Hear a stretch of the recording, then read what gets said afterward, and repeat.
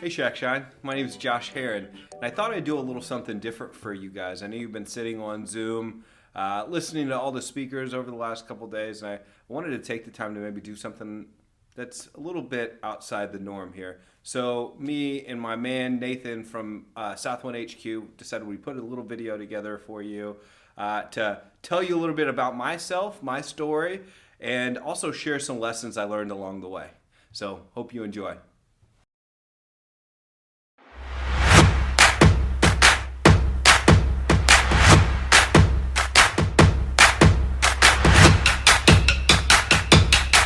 What it do, baby? What it do, baby? What it do, baby?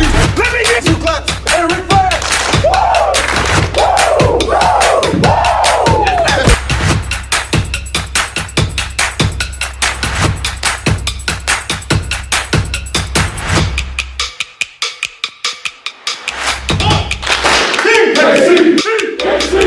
You know why we're wearing the visor? Because we're blowing the top off of MVP.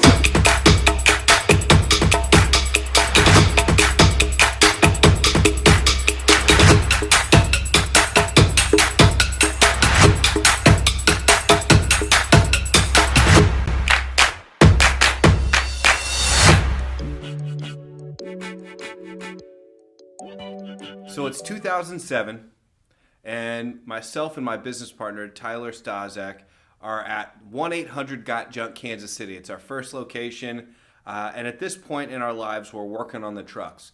This is what I would like to call the part of my life I would call, guerrilla marketing in small rooms. Because that seemed like everything we were doing. It was all guerrilla marketing every single day, doing door hangers. We would put blue wigs on and stand on the side of busy intersections, waving lawn signs, and just trying to get people to notice us. And I say small rooms because, man, there really wasn't much to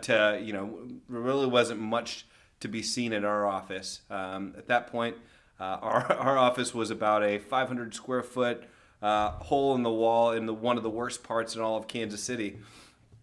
And the thing I'm going to tell you about that is, man, it was some of the most impactful times in my life and in our business. So a lot of you guys are sitting in your offices right now, or you have a business that maybe resembles something like that.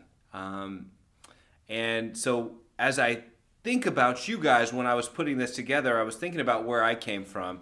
Now, my partner Tyler and I, we own over 13 businesses, 11 1-800-GOT-JUNKs, a You Move Me franchise, and MVP, and collectively we're on pace to do almost $60 million this year.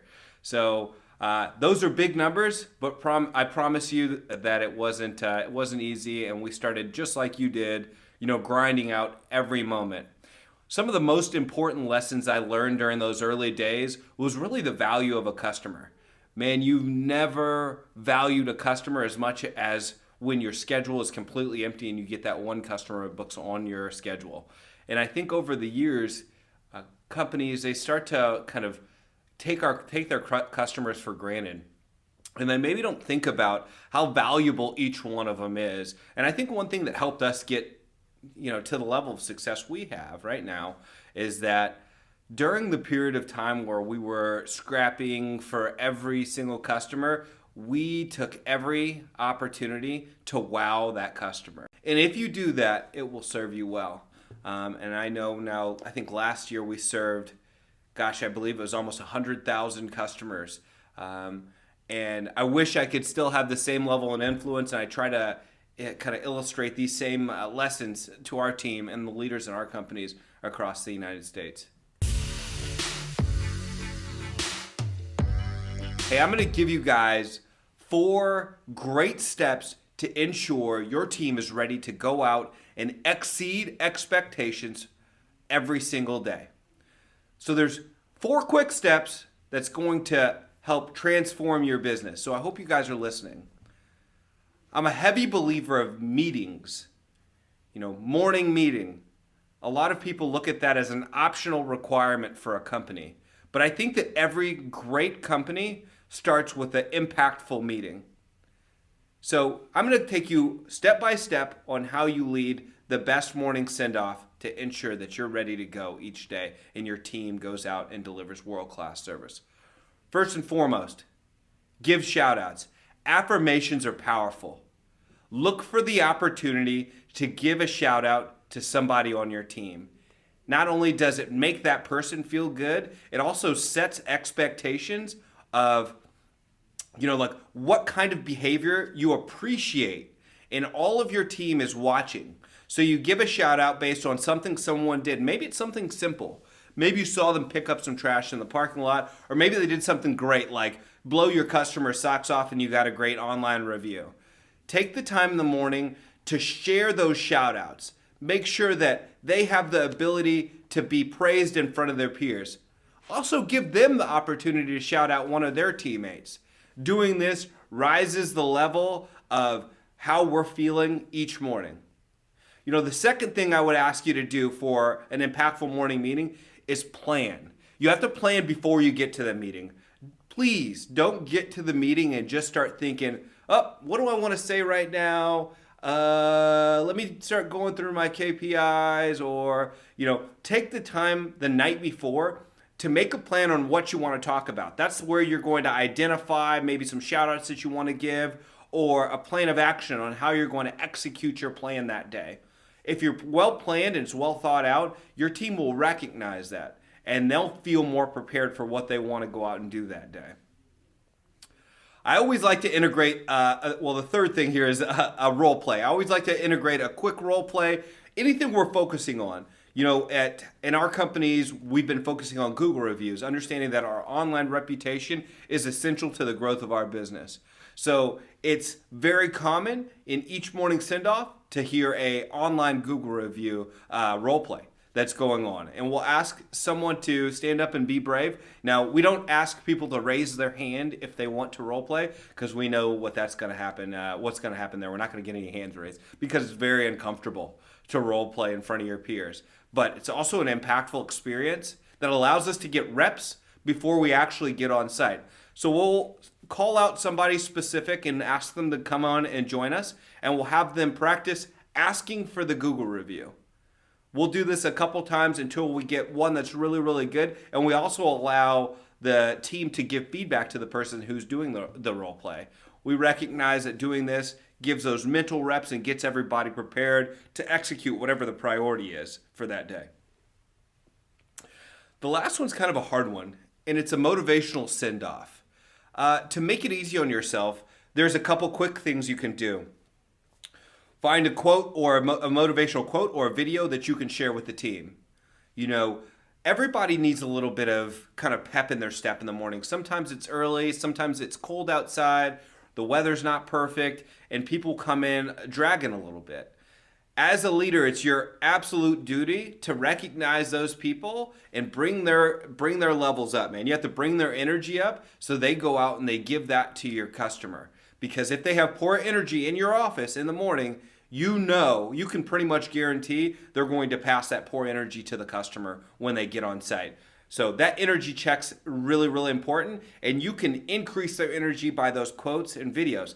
Now, there's another opportunity here, utilizing information that you've had throughout that month or maybe the day before. You can give a more motivational send-off that may be a little bit inspirational, and a little bit more inspirational than just kind of a quote that you found offline. Find somebody who's done a great job in your organization. Tell a story about a time where you struggled, or there was an opportunity for you to continue to move forward, and you persevered. Or there was a time where you were at a customer's house when you were out there doing the work yourself, and you had to go through some challenges in order to achieve success.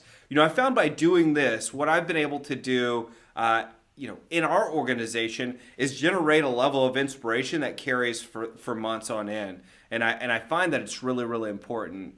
So much so, I remember, and my business partner Tyler's not here with me, but throughout the years, we would argue about this. He's the dollars and cents guy, and there would be times where he'd be like, "Hey man, the labor, we got to watch out for that labor percentage. We don't want it creeping out. Let's not do a meeting." and me understanding that our team needs meetings in order to feel connected to what their purpose is and connected to the results of the business. We'd have several arguments about that. And ultimately, he got to a point where he would come to me and he would say, "Hey man, we should do a meeting today." He started believing after a little while how important the meetings are. So I would just remind you guys, I know days get really busy. And I know that everybody's trying to balance the work-life stuff, and when you're at home, sometimes the last thing you want to do is take some notes on what you want to say to your team the next day, or really think about how you can impact them. But I just want to remind you that time the night before is sacred, or the morning before if you can't do the night before. But having a plan and going and executing the plan on how you're going to engage your team in the morning, man, that's sacred. And I would highly recommend all of you guys really testing that out. And it's going to feel a little bit uncomfortable at first, especially if you're not, consistently doing this. But I promise you, you'll see in your staff that they appreciate your time and your commitment to their growth and development.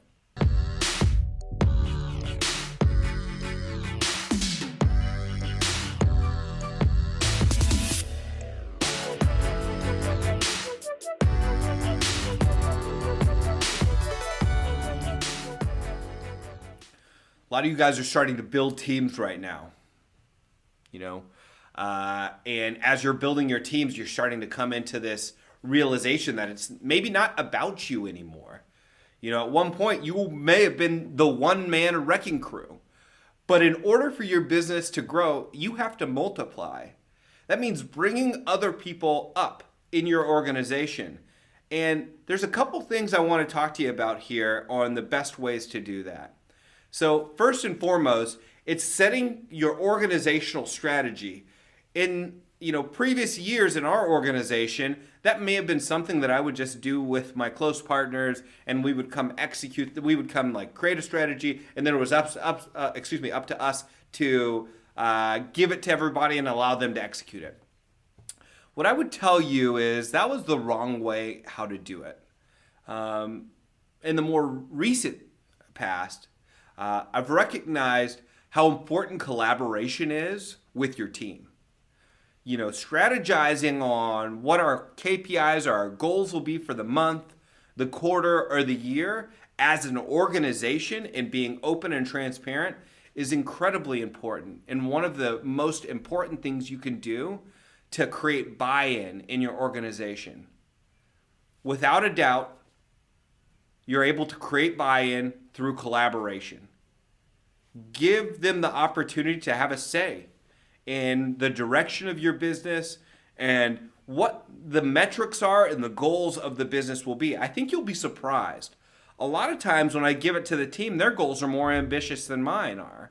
There's been tons of times where I've met with a partner or a team of ours and I'd say, "Hey, look, what do you guys think we can accomplish this month from a revenue standpoint?" And obviously I have a number in the back of my head where I feel like, well, we actually have to get to this number and it'd be nice to get to this number. They generally always come up with a more aggressive number than I was expecting. And then they have really innovative ways on how we're going to get there.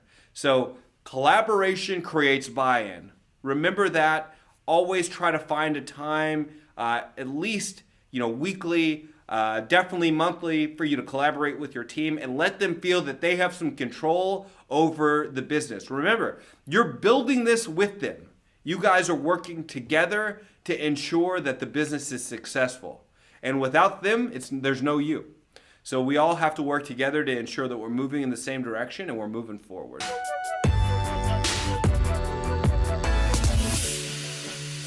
The second thing I want to tell you when you're building your new team is career path is very, very important. I'll tell you a quick story. So as I was building You Move Me in Kansas City, which is now an $8 million business, so in the early days, we just had two positions. We had a driver and a mover. And having a driver and a mover was great. I knew if you drove a truck, you were a driver. And if you moved people, you were a mover. And everybody kind of moved stuff from time to time, and ultimately we only needed those 2 positions to do the jobs. As time passed by, I kept burning through people. My attrition was really, really high, and I kept wondering, like, what is causing this churn in my business? Because you'd get good people and you'd work with them and feel really confident about where you are, and then the next thing you knew, they took a job, not making much more, but at a different place, and you'd have to start over again. And one night I was just sitting there and I had a bit of an epiphany, and I thought, man, first off, I really like my people and I want them to move forward. I really want them to build this business with me. And I also need them to do more in our organization so our business could get bigger and, we could serve more customers and the people inside the business could, have a career that they could work into. So I started doing some research and I came up with what we is deemed now in our organization the career path. And now it's on a mobile app and everything, but at this time it was just written down. And we came up with 4 different career paths. We had the crew member, the crew leader, the senior crew leader, and then ops manager. And out of those 4 career paths, there was different pay increments that helped the guys kind of continue to move forward from a monetary standpoint. And inside each career path, there was all these basic achievements. And the achievements basically told the team what they needed to do to move forward in their career. For instance, if you were a crew member, you had to have in order to move to a crew leader, you had to have an NPS of 90, and you had to be able to recite the contract for the moving business, and there was all these different achievements that they would have to achieve in order for them to take the next step. Same thing for a crew leader and senior crew leader and ops manager and beyond. And so by doing this, what we did was create a tangible way for our people to continue to move forward in their organization. And because of that, it formed a deeper connection to what was possible. Another thing that what I did is I took as we built this out over time, I took each position and I didn't just put their hourly rate in there. I put the annual salary because, the more the guys started earning, the more their annual salary started kind of driving up. And they were making really good money. And I did that because, from an hourly standpoint, if somebody tells you, hey, I make $14 an hour, that really limits them on what they believe is possible. But with all the profit sharing and bonuses that we were doing, our guys were making a lot more than what the base hourly was. And so by giving them an annual salary range, I was able to attract better talent. Then having the career path to put new talent in allowed new employees to be highly motivated when they were in our organization, understanding that in order for them to move forward, they didn't necessarily have to be at the company for years. They simply had to complete all of the achievements. And purposely for myself, I made the achievements something that allowed our team, if they could make it through the achievements, they were definitely ready for the next step. So it wasn't easy stuff I was throwing out there. It was challenging stuff. But having it in front of the guys, it allowed them to see it and then realize kind of whatever potential or whatever success that they wanted to achieve in our organization. And I found it just a really powerful way for us to continue to move people forward. So when you're building a team, there's also this aspect of a socially conscious, not so much from an environmental standpoint, but just these are people and they're put here in front of you to mold and to help, your role as a leader is to help them become the best they could possibly be. And sometimes, that doesn't just happen between the hours of, 7 to 6 or talking about things that are directly related to Shack Shine. In 2000, I believe it was 2018, we came out with an entrepreneurship class that people had to, they had to apply to get into this class. But in the class, what we would do is we would teach people how to own their own businesses. So it was a next step in their iteration as a leader in our organization. So you had somebody who was a high performer, and I would recommend to them, hey, you should join the entrepreneurship class. And they'd be like, wow, what is that? And I would tell them, hey, look, Here's what it is. It's a curriculum that we put together. It's a 24-month program, and at the end of those 24 months, you'll have the ability to own your own business or run your own business if ownership wasn't possible at the time. And so we put it out. I think the first time, our first enrollment we put out, maybe got out of 70 or 80 people, we got 15 responses, and we got a class of 6. Since then, we've had, I believe 4 of the 6 become entrepreneurs and actually run or own their own business, which continues to perpetuate a story of growth and development in your organization. Doing an entrepreneurship class is hard to do. I'll state that. You have to be prepared. You have to have curriculum. You have to be willing to teach. You have to pay for the guys to sit in the classroom so you can help them learn. But what it does for your organization is it creates this belief that, this is not just a job that I'm going to take to get me to the next job. This isn't a stepping stone. I can actually do something here. And because of that, we've had the ability to retain and grow capable, really good people that otherwise, in the early days, we would have never had the ability to bring in our organization. But the dream of being an entrepreneur and the dream of having somebody in an organization that's willing to look after your development as a human being and help you with financial literacy and help you with learning how to lead other people and give impactful morning meetings or impactful speeches. That was something that people were really excited about and has been a huge component to our success so far in the time that we've been running these businesses.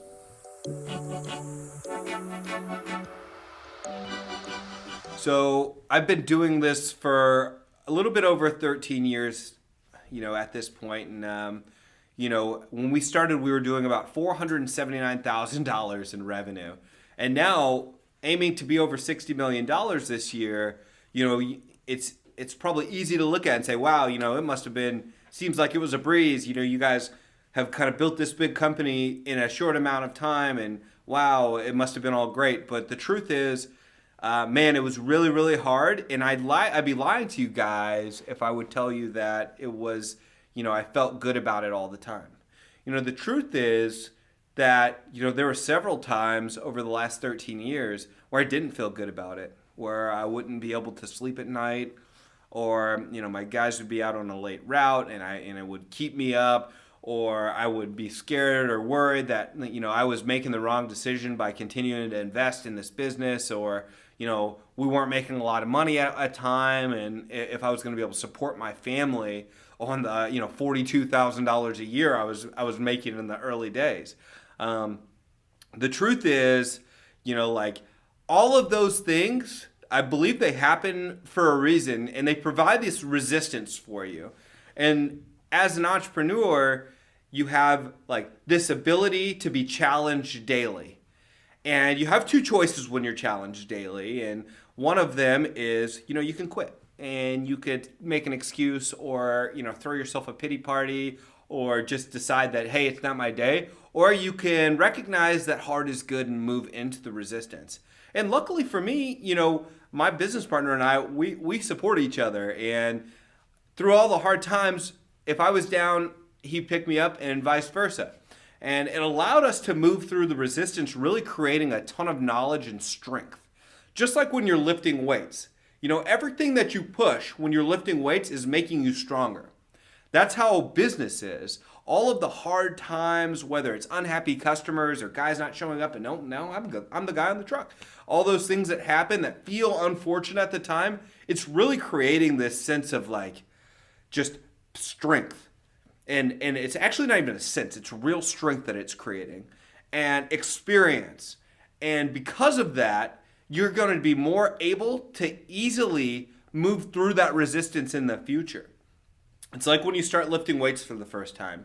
When you first put weights on the end of the barbell and you're doing bench press, man, it's really hard to do. But the more you do it, the easier it gets. So, as an entrepreneur and a business owner, you're going to be meeting all of this resistance. And, your main objective here is to move through it. And when you feel the hard come on, you need to start thinking differently about it. Start thanking the hard stuff for being in your life, recognizing that that process is what's actually going to help make you stronger. It's actually going to be the thing that allows you to be better long term. Yeah, it's not fun at the time and it hurts and it's not and it's not what you want to be doing, but you have to remember the fact that resistance makes you stronger. What you're feeling is resistance. Keep yourself positive and move through the resistance, understanding on the other side is the strength. The most significant advice I can give you, I've been given a lot of advice today, but this is the one thing that you have to hear me on. The only way you lose in this game is if you quit. Push through it. Don't quit and don't give up. You can't do it. You got to keep moving forward. Don't ever quit, and you can't lose. And I know that seems hard, and I know there's been times where you guys have doubted yourselves and thought about it. Man, is this for me? Well, if you're in this room right now, it's for you. And what you can do is what you control. And that's for yourself to continue to move forward, plan your day, and try to get better every single day. But what you can't do is give up. We're down to the last stretch here. So I'm going to give you 2 secrets to success. And these are things that I've found by experience. 13 years of running a business and making tons of failures. In a minute here, we're going to cut to a point where you can ask me questions. And if you want to ask me about some of my failures, please do that because I have plenty to share. So here's 2 secrets to success though, okay? First and foremost, make priorities. Goals and measurement is the secret to success. You have to find a way to create an objective and then find key results or a way to achieve your objective. So I'm just going to teach you guys really quickly, and it may seem simple. All right, this is called an OKR, an objective and a key result. So if you want to accomplish something, so for instance, I want to do $1 million at Shack Shine this year, I would set an objective. $1 million at Shack Shine. That's my measurable objective that I have at the top. Underneath, I want to set key results. All right, these are my priorities and what I'm going to do to get there. So number 1 is have a 95% NPS or achieve 500 Google reviews. Understanding that in order for me to grow my business to $1 million, guess what I need? More customers. And if word of mouth is king in our business, then I have to find a way to generate more word of mouth, and I'm going to do that through online reviews.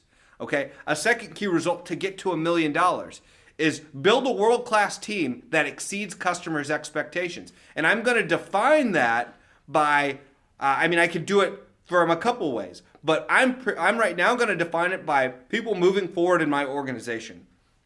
Because I don't believe you can build a world-class team that's stagnant.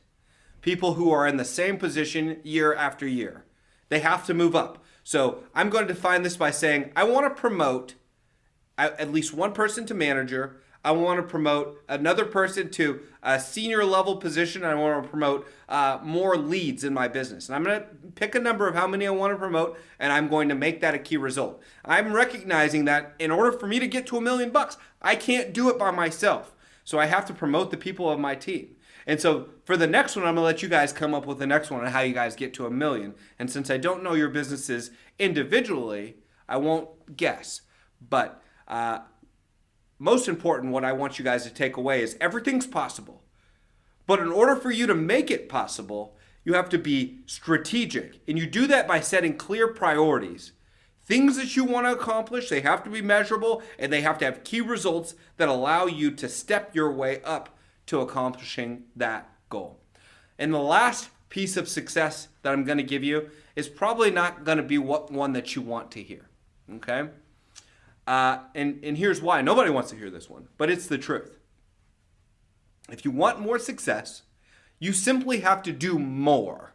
For instance, if I want to be smarter at something, if I want to be a better leader, I need to read more books about leadership, read more books about leadership. if I want to ensure that all of my customers are happy, I need to call more customers after the job to ensure that they were happy. You know, if I want to, make my guys feel better about what they're doing, I have to visit more job sites. I need to come into work earlier. The way to get success is to consistently exceed expectations. So you have to do more in order to do that. Because to exceed somebody's expectations, you have to do more than what they were expecting. So this kind of rule and law of doing more has to be normal to you. You have to walk past that piece of paper that's sitting on the ground and recognize that if I don't pick that up, that just became my new standard. So I have to do more by picking that piece of paper up and throwing it away. And there's going to be several things along your day, throughout your day, that are going to be in your way and challenging you to see if you're willing to do it in order to be successful. Okay? There's going to be all these things. It's going to happen all the time. There's going to be a phone call at 6:30 from a customer. And, your nature is to let it go to voicemail.